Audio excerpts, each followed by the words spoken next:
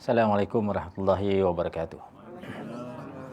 Bismillahirrahmanirrahim. Alhamdulillahirabbil alamin wassalatu wassalamu ala asyrafil anbiya wal mursalin wa ala alihi wa ashabihi ajma'in. Allahumma aftah alaina hikmataka wa ansyur alaina min khazaini rahmatika ya arhamar rahimin. Alhamdulillahirabbil alamin.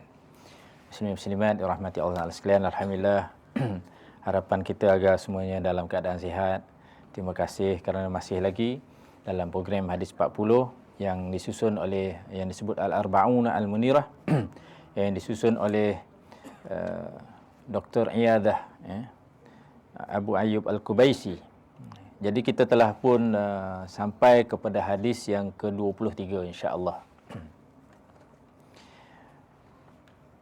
Bismillahirrahmanirrahim. Daripada Abu Saleh, daripada Abu Hurairah radhiyallahu anhu, ia berkata, beberapa orang fakir bertemu Rasulullah sallallahu alaihi wasallam, mereka berkata, orang fakir jumpa Rasulullah.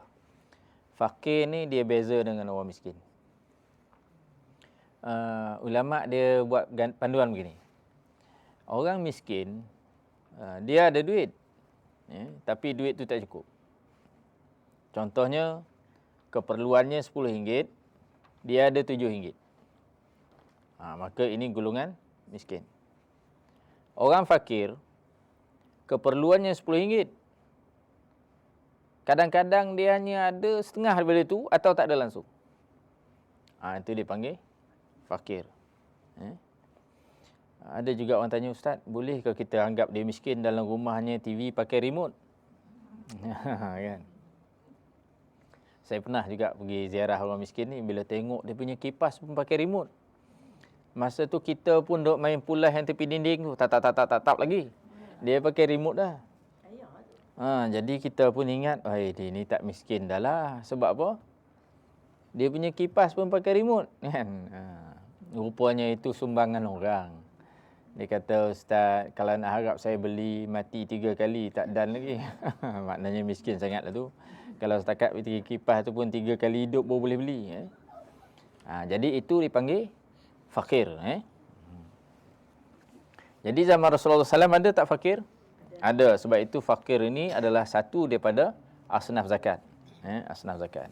Jadi kita pun ada jiran kiri kanan kan. Kita perhati tengoklah. Perhati tengok. Kadang-kadang beras kita 10 kilo. Kita bagilah 5 kilo. Kadang-kadang elok juga kita sentiasa dalam hati kita, sebagaimana telah kita bincang dalam hadis-hadis yang lalu, kalau bolehlah kita siapkan setiap bulan itu apa sumbangan kita pada golongan ini. Mungkin kita boleh beli beras, kita bagi beras. Janganlah tuan-tuan beli 5 guni. Semangat sangat lepas kuliah hadis ni, beli 5 guni itulah. Akhir-akhirnya 5 guni itulah semua hidup. Lepas tu tak beli dah. Jadi kita beli sikit-sikit. Okey.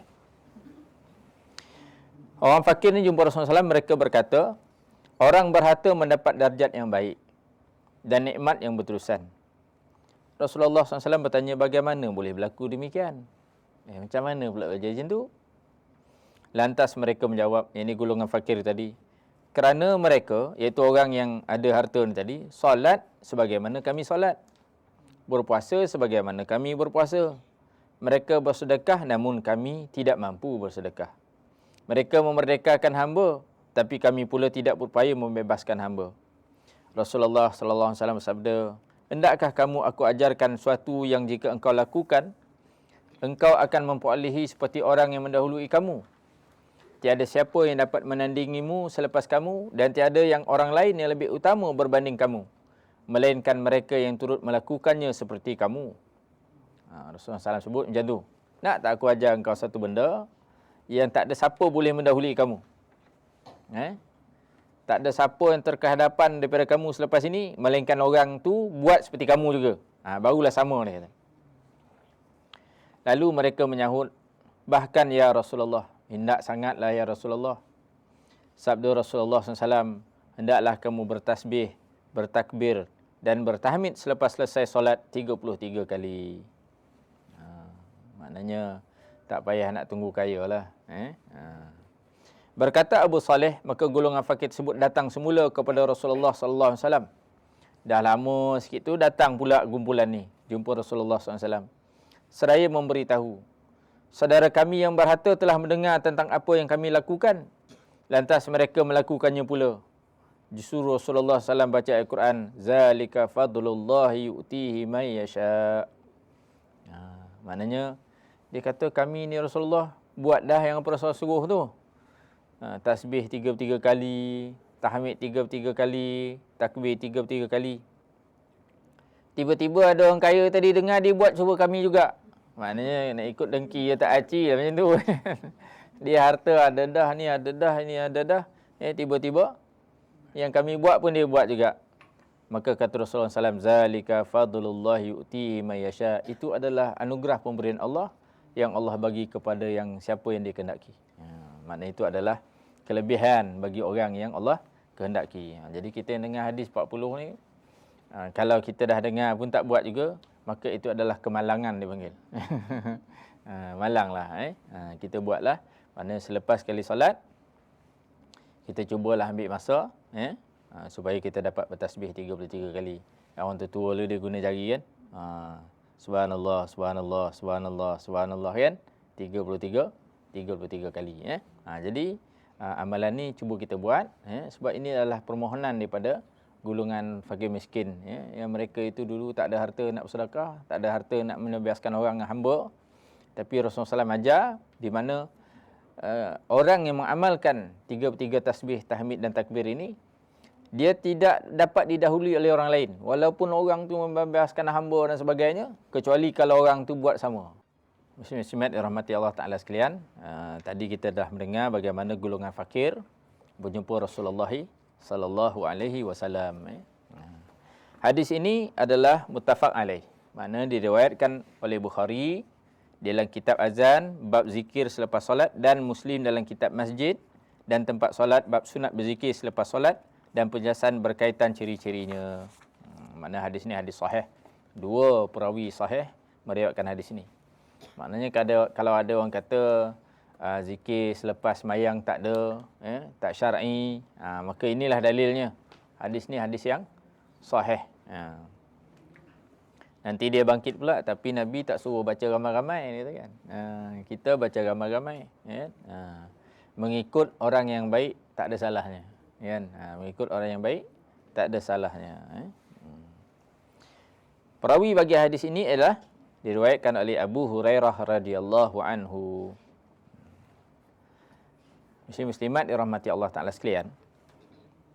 Sahabat Nabi adalah insan pilihan selepas daripada Rasulullah sallallahu alaihi wasallam sendiri sesa melumba-lumba melakukan ketaatan. Golongan yang mulia selepas Rasulullah SAW siapa? Sahabat Nabi. Selepas tu turun lagi tabi'in.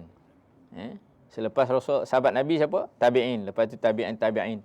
Sampailah ke akhir zaman, iaitu orang yang mengikut apa yang dibawa oleh Rasulullah sallallahu alaihi wasallam. Dalam aspek akidahnya, orang yang mengikut pegangan ahli sunnah wal jamaah. Kenapa? Kerana inilah pegangan yang dipegang oleh baginda Rasulullah sallallahu alaihi wasallam. Walaupun zaman tu tak disebut ahli sunnah wal jamaah. Boleh Dia kata tak ada zaman Rasulullah SAW ada ahli sunnah wal jamaah. Tak, sebenarnya mereka itu adalah ahli sunnah wal jamaah kerana Rasulullah SAW, para sahabat mengikut Rasul, dan jamaah di kalangan para sahabat radhiyallahu anhum. Jadi tak ada orang lain lebih mulia selain daripada sahabat. Selepas Rasulullah SAW, yang paling mulia siapa? Para sahabat. Disebutkan begini oleh sahibul kitab ini, nak mengatakan bahawa kalau sahabat buat, kenapa kita tak buat? Itu isu dia. Kalau sahabat ini orang yang paling mulia selepas Rasulullah, kenapa orang yang macam kita ni, kata budak-budak sekarang ni cikai-cikai macam kita ni, tak nak buat? Kata cikai-cikai, nasib baik betul. Maknanya kita yang Allah hujung-hujung ni tuan-tuan ni, kurang ibadah kita, banyak urusan kita, kan? Jadi kurang amalan. Apatah lagi jauh pula daripada Rasulullah sallallahu alaihi wasallam, jauh daripada sahabat, jauh daripada tabi'in.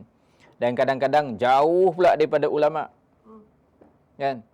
Kadang-kadang senarai ulama pun tak tahu. Kan? Kadang kalau kita buat kuis kan, senarai artis, senarai ulama. Ya tak? Nyatakan siapakah yang mas kahwinnya RM22,222. Dapat dia jawabnya. Saya ingat tuan-tuan semua tak ingat lah tu. Saya ingat lagi. Tapi kalau tanya senarai kan, seorang ulama yang anda kenali di Malaysia. Kan? Lama dia mikir tu. Duk fikir. Jadi orang macam kita ni, muslim-muslimat, lemah lagi daripada para sahabat. Walaupun para sahabat tu fuqara, tapi mereka kedudukannya tinggi dan mulia selepas Rasulullah SAW. Mereka pun baca tasbih, tahmid dan takbir 33 kali selepas solat. Kenapa pula kita ni yang lalai hidup lara ni tuan-tuan kan? Maksiat banyak. Kita punya sekeliling kita ni dengan cabaran-cabarannya. Pandang bawah nampak aurat, pandang atas nampak aurat, pusing kanan nampak aurat, pusing kiri nampak aurat. Kadang-kadang aurat orang, kadang-kadang aurat kita. Kita pula tak nak berzikir benda yang mudah-mudah begini. Bahkan kita menolak dengan pelbagai alasan-alasan yang tidak munasabah. Jadi dia kata, para sahabat ni sifat dia berlomba-lomba melakukan kebaikan. Hal ini termasuklah dalam kalangan fakir miskin, dalam kalangan sahabat Rasulullah SAW. Beza sangat orang miskin sekarang. Kan? Orang miskin sekarang ni kata tak boleh dah, dia kata. Kan? Tak ada daya dah. Langsunglah tak beramal. Sebab tu Nabi kata, kadal fakru ayakuna kufra. Kadang-kadang kefakiran itu menyebabkan orang tu kufur. Maka kita orang Islam ni, kalau boleh kita selamatkan orang fakir ni. Ada duit sikit-sikit, bagilah. Ada baju lebih-lebih, cepat bagi. Ada beras-beras lebih-lebih, bagi. Ada kuih raya, itu tak habis lagi. Bagi. Kuih raya simpan buat apa? Bagi. Supaya orang miskin, orang fakir ni makan. Mereka melihat sahabat mereka yang lain yang mempunyai harta, benda mudah melaksanakan kebajikan dan ketaatan. Dia jeling orang kaya senang, bagi sedekah sana, bagi sedekah sini. Kan? Mereka mengadu kepada Rasulullah SAW bahawa beruntunglah mereka yang berharta itu. Sedangkan mereka golongan fakir tidak mampu melakukan seperti mereka. Untunglah dia kata, kami ni yang miskin, fakir. Tak bolehlah buat macam tu ya Rasulullah. Lalu Rasulullah SAW menunjukkan kepada mereka prinsip kebersamaan dalam Islam yang membawa kebahagiaan yang sama kepada semua penganutnya, sama ada kepada yang kaya maupun yang fakir. Jadi Rasulullah SAW terangkan perbezaan kita ialah bukan kepada apa yang kita buat. Perbezaan kita bukan kepada apa benda yang kita buat. Perbezaan kita ialah sejauh mana takwa kita. Orang ada 1 juta, orang ada RM2. Yang 1 juta tadi bagi dekat orang RM10. Betul tak? Hebat tak tuan-tuan? Hebat. Tuan-tuan ingat orang 10 juta ni nak bagi orang RM10 senang? Susah tuan-tuan. Kalau senang dah ramai dah orang kaya Malaysia ni. Kan? Susah sebenarnya. Zakat pun nak kena ada undang-undang baru orang pergi bayar. Kan? Nak kena ada resit tu. Kalau tak ada resit marah dia. Kata nanti nak pergi lepas cukai payah, dia kata. Susah sangat. Jadi, ada orang ni pula, dia ada RM2 je. Tapi dia bagi semua. Orang tadi ada 1 juta, bagi RM10. Banyak tak? Banyak, compare yang RM2 tu. Yang ada RM2 ni lah, nak kesian, aku tengok kau nak duduk kat pam minyak minta sedekah. Dia kata. Acik pun macam kau lebih kurang je. Silap-silap kalau acik pun boleh minta sedekah, dia kata. Tapi inilah RM2, dia kata. Dia pun bagi semua. Mana lebih hebat? Orang yang kaya 1 juta atau orang yang RM2? Muslimat dirahmati Allah Ta'ala sekalian. Itu beza kita dah tengok. Orang ada 1 juta bagi RM10, orang ada RM2 bagi semua. Kan? Jadi dalam Islam, dia bukan beza kepada berapa banyaknya. Dia tengok kepada aspek lain, keikhlasan, ketakwaan dan sebagainya. Lantas Rasulullah SAW mengajar satu amal yang tidak memerlukan kepada harta, bahkan ianya mudah untuk dilakukan oleh mana-mana orang, iaitu tasbih, tahmid dan takbir. Hal ini membawa kegembiraan kepada golongan fakir tersebut. Zaman itulah. Zaman sekarang ni kalau kita cakap fakir miskin tu kata, alah tasbih je. Bukan boleh makan dia kata. Dia tak nampak tu. Fakir dalam kalangan sahabat dia bahagia benar tu. Oi, dia tak dapat merekakan orang tapi dengan tasbih lebih utama pada tu. Dia seronok. Dia katakan berlumba-lumba melakukan kebaikan. Namun khabar gembira ini didengar juga oleh sahabat Rasulullah SAW yang lain. Lalu sahabat yang ada harta tersebut turut mengamalkannya. Hal ini diadu semula kepada Rasulullah SAW. Lalu Rasulullah SAW menyebut ayat Al-Quran, Zalika fadlullahi yu'tihi may yasha. Lalu mereka tunduk dan patuh dengan ajaran Rasulullah SAW. Mula-mulanya rasa terkilan jugalah. Ingatkan kami je yang fakir buat macam ni dapat ganjaran besar. Rupanya kalau yang kaya baca pun, dia menang pada kami jugalah, dia kata. Maka Rasulullah SAW sebut, Zalika fadlullahi yu'tihi may yasha. Itulah dia kata kurniaan Allah Ta'ala yang diberikan kepada siapa yang kendakinya. Maka apa berlaku orang fakir miskin tu? Dia menerima. Sebab apa itu? Firman Allah Subhanahu wa Ta'ala. Sirah zikir iaitu tasbih 33 kali, tahmid 33 kali dan bertakbir 33 kali adalah yang paling banyak diriwayatkan dan ini adalah faham daripada zahir hadis.